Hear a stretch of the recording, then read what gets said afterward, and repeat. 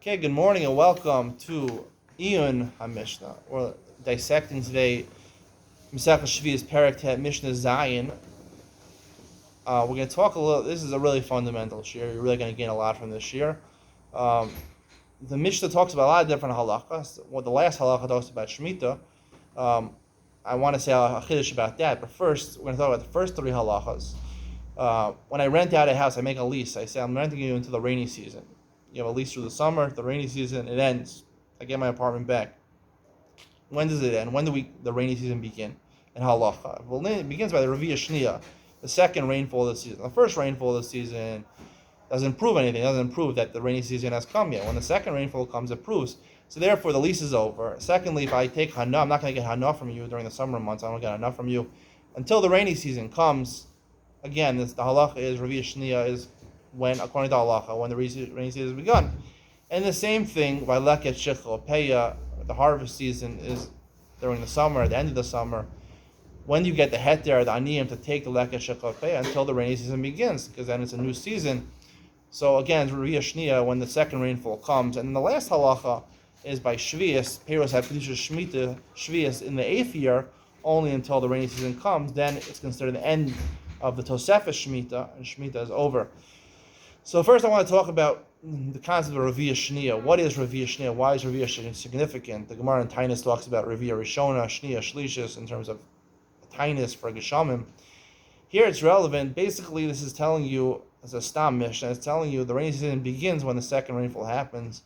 I'd like to reference back to a Gemara in Yevamos. The Gemara in Yevamos on Daf Samechei, I believe, says at the end of Samech Dal and Beis Samechei and Aleph talks about Machlokes. What establishes a chazaka in halacha? What establishes a status quo in halacha? Do you need something to happen twice or three times? And the Gemara makes a distinction in the halacha that sometimes we follow one opinion, Rabbi, and sometimes we follow Rishon Gamliel. Sometimes it's two times, and sometimes it's three times. When it comes to makos, giving someone malchus, so then two times. When it comes to shor hamuad and things like that, so then we paskin like Rava three times. It has to have a muad three times. Only the fourth time you pay nezek shalim.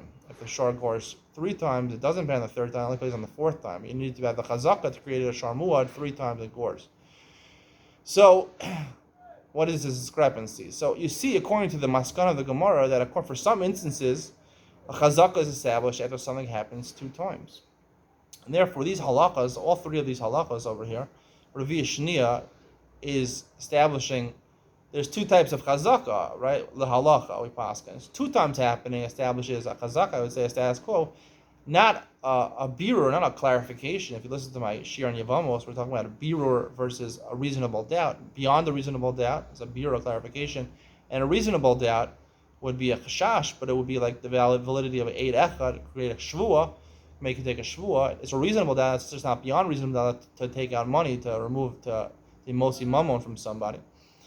So I would say like that for certain halachos, a reasonable doubt suffices in order to give punishments, makos, for example, and in terms of to be motzi mamon, like shor hamuad, to make you pay nezek shalim for the goring of a shor, not just chatzi nezek, then you would need three times, you need a clarification of birur, because only a birur is motzi mamon. All these halachos, when I make a lease with somebody, so who has the rights to the apartment? When I make a lease, we pass, like the Gemara has in Avodah Zarah, that socher skiros is low kona. Skiros does not make the house yours. It still belongs to the balabayas, to the leaser, to the person that owns the house.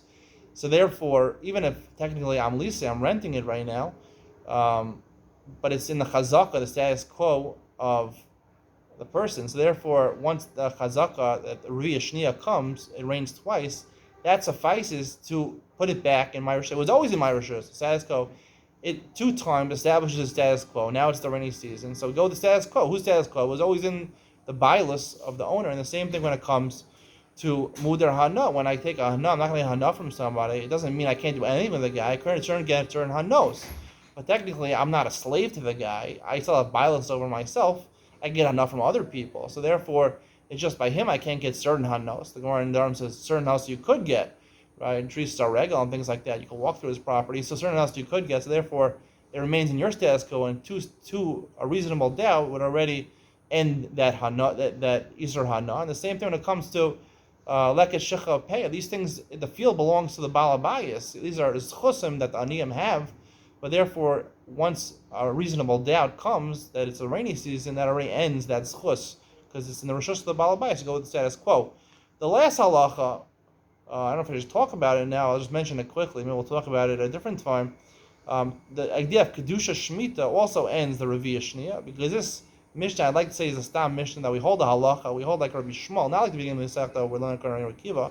Rabbi Akiva has a broad definition of Tosefes Shmita. He says Tosefes Shmita even begins from Pesach in the 6th year till the end of the harvest in the 8th year, which could go to the summer of the 8th year. That's a very broad definition of Tosefes Shmita, because Rabbi Akiva learns Tosefes Shmita even applies by the karka. We mentioned there's two types of things, but there's an isser on the karka to be worked, sabbatical the land should recharge, it should produce better crops. And then there's Shemitah on the Gavra, that he shouldn't work the land because he should take a sabbatical. That's why he can't do Mekachal Memkar, he can't do Schora with Peros Sheviis. And Kedusha Shemitah over here is saying that according to Rabbi Shmuel, we paskin like there's no Tosefes Shemitah when it comes to the Karka, but there is Tosefes Shemitah when it comes to the sabbatical, because when you have a sabbatical year, you can't just jump right into sabbatical year.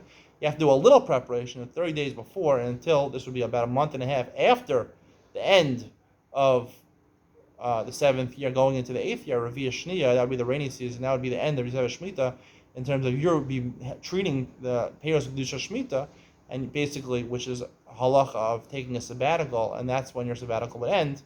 This would be a according to halacha. We hold like Rabbi Shmuel. Hope you enjoyed today's shir. See you this afternoon. We're going to learn Shulchan Aruch Yomi. You're not going to want to miss that. It's my new shir, never done in Klal Yisrael before, and we have an Iyun on that also. So come back for that. Bye.